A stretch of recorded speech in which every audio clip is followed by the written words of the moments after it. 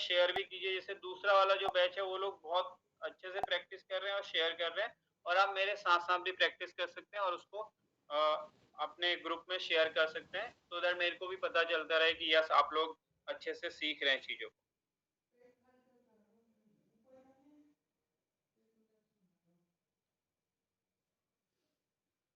ठीक है, 1 सेकंड। हाँ।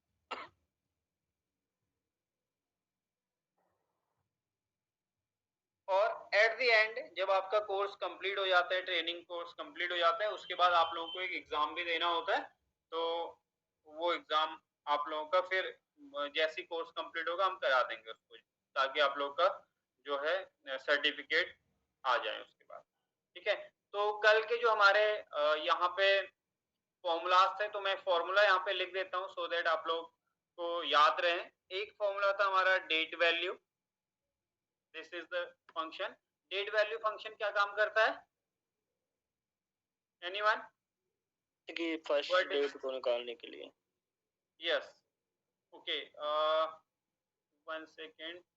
ये कह रहे हैं sir exam online, yes online होगा एग्जाम, जो भी एग्जाम्स होंगे वो सारे ऑनलाइन होंगे। ठीक है, ओके। सो हमने बात करी थी इस फंक्शन के बारे में, date value. Date value function क्या काम करता है, अगर आपको कोई भी मंथ का नेम मालूम है तो आप उस मंथ की कोई भी डेट इससे गेट कर सकते हैं डेट वैल्यू फंक्शन। जैसे हमने यहाँ पे फर्स्ट डेट को गेट किया था नवंबर मंथ का, मेरे को नवंबर मंथ मालूम था तो मैंने यहाँ पे फर्स्ट डेट को गेट किया था। ठीक है, उसके बाद नेक्स्ट आता है एंड डेट। ठीक है, एंड डेट के लिए जो फंक्शन यूज होता है दैट इज ईओ मंथ। ठीक है, ईओ मंथ यानी कि एंड ऑफ मंथ फंक्शन से हम किसी भी गिवन मंथ की लास्ट डेट या उसके नेक्स्ट मंथ की लास्ट डेट या उससे नेक्स्ट मंथ की लास्ट डेट आप इससे गेट कर सकते हैं ईओ मंथ की हेल्प से। और एक फॉर्मूला मैंने आपको बताया था दैट इज टेक्स्ट फंक्शन। कौन सा फंक्शन बताया था? टेक्स्ट। टेक्स्ट फंक्शन क्या काम करता है? पर्टिकुलर डेट पे कौन सा दिन है, यस, किसी पर्टिकुलर डेट पे कौन सा डे है, जैसे उस दिन मंडे है, ट्यूसडे, थर्सडे, कौन सा है। तो इनको यूज करने के लिए मैंने आप लोगों के इनके पैरामीटर्स के बारे में हमने बात कर दी। तो स्टार्ट डेट पे वापस से आ जाते हैं, थोड़ा सा इसको रिकैप कर लेते हैं। तो डेट वैल्यू, और डेट वैल्यू में एक पैरामीटर आता है डेट टेक्स्ट का। ठीक है, तो डेट टेक्स्ट का पैरामीटर आता है, बट हम डेट टेक्स्ट का पैरामीटर यहाँ से नवंबर मंथ का ले रहे हैं, बट उससे पहले हम डेट लिखते हैं कि कौन सा डेट हमको यहाँ पे चाहिए, फर्स्ट चाहिए, सेकंड चाहिए, फोर्थ चाहिए। तो वो नंबर हम यहाँ पे टाइप करते हैं और एंड साइन का यूज करते हैं, और देन हम अपने मंथ को सेलेक्ट कर लेते हैं सो दैट ये कॉन्केटिनेट हो पाए, यानी कि डेट उस मंथ के साथ कनेक्ट हो पाए, और वो डेट आपको फिर यहाँ पे डिस्प्ले हो जाती है जैसे आप एंटर। और बाय डिफॉल्ट अगर डेट यहाँ पे शो नहीं हो रही, कोई नंबर शो हो रहा है, तो आप यहाँ पे नंबर फॉर्मेटिंग पे जाकर के यहाँ से क्या कर सकते हैं, डेट का फॉर्मेट पिक कर सकते हैं। ठीक है, क्लियर, यही बताया था। नेक्स्ट आता है एंड डेट। ठीक है, EO month function. EO month function आपको इजी है, इसके पैरामीटर्स स्टार्ट डेट पूछता है और मंथ पूछता है। स्टार्ट डेट में आप अपनी स्टार्ट डेट सेलेक्ट कर सकते हैं, जिस मंथ की आपको लास्ट डेट निकालनी है तो उसकी स्टार्ट डेट आप सेलेक्ट करेंगे, कॉमा करके। अगर आपको सेम मंथ की लास्ट डेट निकालनी है तो आप 0 देंगे मंथ में, अगर आपको उसके नेक्स्ट मंथ की निकालनी है तो 1। तो यानी कि इसकी मंथ्स की जो नंबरिंग होगी वो 0 से स्टार्ट होती है। ठीक है, उसके बाद आते हैं, यहाँ पर मैंने डेट निकाली थी, तो डेट यानी कि कैलेंडर की डेट यहाँ पे निकाली थी। तो उसके लिए मैंने क्या करा था, फर्स्ट डेट निकालने के लिए यहाँ से स्टार्ट डेट जो थी मेरी, इसी का रेफरेंस हमने यहाँ पे दे दिया था इक्वल टू E2 लिख करके, यानी कि इसका रेफरेंस दिया तो ये वाली डेट यहाँ पे आ गई थी। उसके बाद नेक्स्ट डेट के लिए हमने क्या करा था, फर्स्ट जो डेट थी हमारी ये वाली, इसमें +1 कर दिया था इक्वल टू C4, यानी कि इसका रेफरेंस +1, तो आपकी नेक्स्ट डेट आ गई यानी कि 2 नवंबर, सेकेंड नवंबर। ठीक है, उसके बाद इसी को अपने आगे को ड्रैग कर दिया था, यानी कि +1 हम करते जा रहे थे अपनी पहली वाले डेट में, और एक कैलेंडर की डेट हमारी पूरी यहाँ पे निकल के आ गई। अब उस पर्टिकुलर डेट पे कौन सा दिन है, ठीक है, मंडे है, ट्यूसडे है, थर्सडे है, कौन सा डे है, वो कैलकुलेट करने के लिए हमने यहाँ पे टेक्स्ट फंक्शन को यूज किया था। और टेक्स्ट फंक्शन के जो पैरामीटर्स थे वो क्या क्या थे, पहला था वैल्यू। वैल्यू में हमने डेट को सिलेक्ट कर लिया था, जिस डेट का हमको डे फाइंड करना है कि कौन सा दिन है उस पर्टिकुलर डेट पे, वो डेट हमने सिलेक्ट कर ली थी वैल्यू में। और सेकंड कॉमा फॉर्मेट टेक्स्ट यहाँ पे आ रहा था, वहां पर हमने डे का फॉर्मेट लिख दिया था ट्रिपल डी के फॉर्म में, यानी कि डबल इंटेड कॉमा के अंदर ट्रिपल डी हमने यूज करा था। D D M M Y Y जो फॉर्मेट होता है उसमें डी जो फॉर्मेट यूज करते हैं हम वो डे के लिए यूज करते हैं, तो हम यहाँ पे ट्रिपल डी का यूज करते हैं। अगर मैं यहाँ पे 4 टाइम डी लिख दूं तो क्या होगा?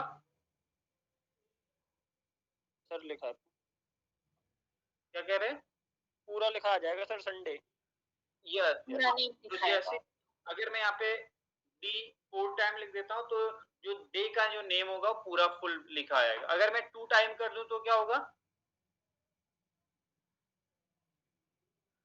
अगर मैं 2 बार ही डी को यूज करूं तो क्या होगा?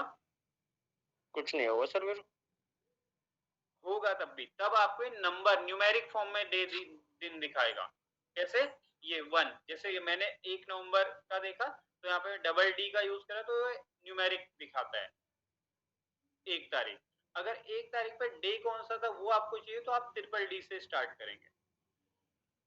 ठीक है, ये मैंने कल भी आप लोगों को क्लियर किया था, आप लोग इसीलिए मैंने इसको अभी आप लोगों से पूछा ताकि आप लोगों को क्लियर हो जाए।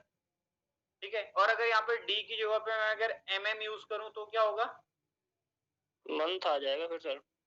मंथ, और वो भी न्यूमेरिक फॉर्म में आएगा, यानी कि 11 लिखा हुआ आएगा सी, आप आउटपुट देख सकते हैं। और इसी को अगर एम को मैं ट्रिपल टाइम यूज कर दूं तो क्या होगा? मंथ का नेम यानी कि नवंबर NOV लिखा हुआ है। अगर 4 टाइम यूज करूंगा तो नवंबर पूरा लिखा हुआ है। ठीक है, तो इसको आप लोग समझना, ये जो फॉर्मेट टेक्स्ट को मैं यूज कर रहा हूँ यहाँ पे। ठीक है, ताकि आपके क्लियर डाउट क्लियर हो। C4 है। हाँ बोलिए।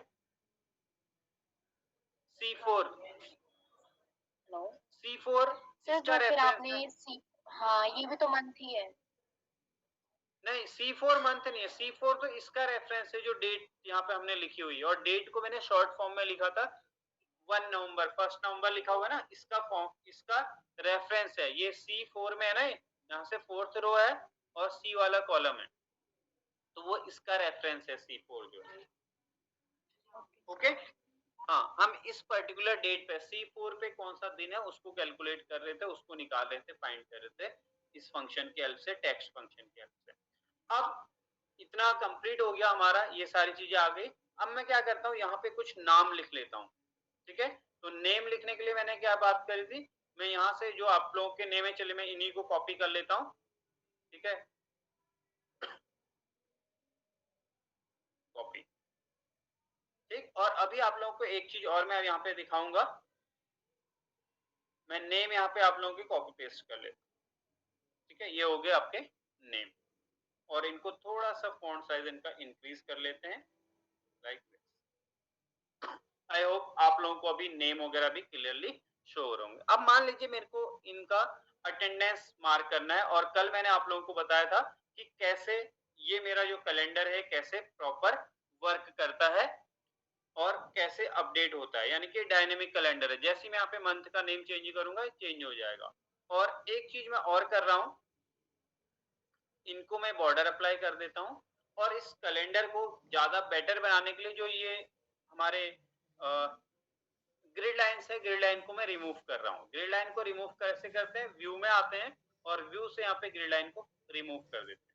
तो जैसे ही मैं इसको रिमूव करता हूँ, अब इससे फायदा क्या होता है, इससे क्या बेनिफिट हुआ मेरा, थोड़ा सा मेरे को इसमें क्लियरिटी हो जाएगी, यानी कि क्लियर दिखेंगी चीजें, पिक्चर क्लियर हो जाएगी, और लाइनिंग बाकी जगह से हट जाएंगे, केवल जहां जहां पे मेरे को चाहिए वहीं पे रहेगी। ठीक है, इस लाइन में भी अगर मेरे को लाइनिंग को रिमूव करना है तो मैं यहाँ से बॉर्डर को क्या कर देता हूँ, एक बार के लिए रिमूव कर देता हूँ। ठीक है, और यहाँ पे राइट बॉर्डर और लेफ्ट बॉर्डर अप्लाई कर देता हूँ, सो दैट ये बीच में भी ब्लैंक रहे, लाइक दिस। ठीक है, तो अब ये थोड़ा सा क्लियर दिख रहा होगा आपको लाइनिंग, क्योंकि बाकी जो अनवांटेड लाइनिंग थी वो मैंने रिमूव कर दी। और जैसे यहाँ पे मंथ का नेम चेंज होगा तो मेरा कैलेंडर चेंज होता है, जैसे मैंने आप लोगों को कल भी दिखाया था। जैसे मैं यहाँ पे OCT लिख देता हूँ, अक्टूबर लिख देता हूँ, तो आपका कैलेंडर ऑटोमेटिक चेंज होगा। अब इसमें जो मेन काम हमने सीखना था वो मैंने क्या बताया था, क्या क्या बोला था आपको, कि जहां भी संडे होगा, अगर संडे के दिन ऑफ रहता है या सैटरडे के दिन भी ऑफ रहता है, संडे सैटरडे दोनों दिन अगर ऑफ रहता है, तो हम क्या करेंगे, उस पर्टिकुलर डे पे जो कैलेंडर का जो हमारा पूरा ये पेज है, इसमें उस पर्टिकुलर कॉलम को क्या कर देंगे, रेड कलर से फिल कर देंगे। ठीक है, ओके ओके सर। और मैं क्या कर रहा हूँ, इतने पोर्शन को, यानी कि यहाँ तक का जो मेरा पोर्शन है, इसको फ्रीज भी कर रहा हूँ। तो मैंने यहाँ पे क्लिक कर दिया ताकि मैं जब स्क्रॉल करूँ ना, तो मेरा कैलेंडर मेरे को दिखाई दे, ऐसे हाइड ना हो कैलेंडर। तो मैं क्या करने जा रहा हूँ, ऊपर की जो रोज है मेरी, यहाँ तक, कहाँ तक, 4th रो तक इनको फ्रीज कर रहा हूँ। तो यहाँ पे मैंने क्लिक कर दिया और यहाँ तक के कॉलम, के तक के कॉलम भी मैं फ्रीज कर रहा हूँ। तो इस वाले सेल में मैंने क्लिक किया है और व्यू पे आकर के यहाँ से फ्रीज पेज पे आकर के इसको फ्रीज भी कर देते हैं, सो दैट जब मैं यहाँ से इसको नीचे ऐसे स्क्रॉल करूं तो मेरे को अपनी ये जो टेबल है वो दिखाई दे और अपना कैलेंडर प्रॉपर्ली शो हो रहा हो। ठीक है,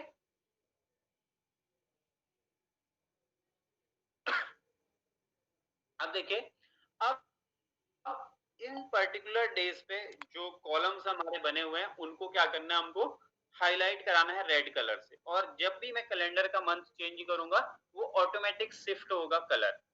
अब इसको कैसे करते हैं, देखिए, हमको कलरिंग तो यहाँ देनी है, इन कॉलम्स में कलरिंग देनी है, और हमें नहीं पता है कि संडे कहाँ पर आएगा, कौन से कॉलम में संडे आएगा।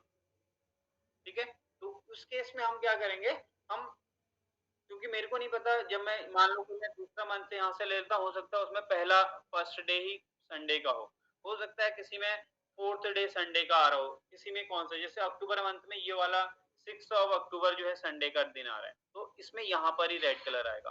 तो हम क्या करते हैं, इस पूरे एरिया में कंडीशनल फॉर्मेटिंग को अप्लाई करेंगे। कैसे अप्लाई करेंगे वो देखिए। सबसे पहले हम यूज करेंगे पहले वाले सेल को, पहले वाले सेल पे क्लिक करेंगे, क्योंकि कलरिंग यहाँ करनी है हमको, रेड कलर इनमें करना है। तो मैं पहले वाले सेल पे क्लिक करता हूँ और कंडीशनल फॉर्मेटिंग पे आते हैं, देन न्यू रूल्स पे क्लिक करते हैं और न्यू रूल में हम फॉर्मूला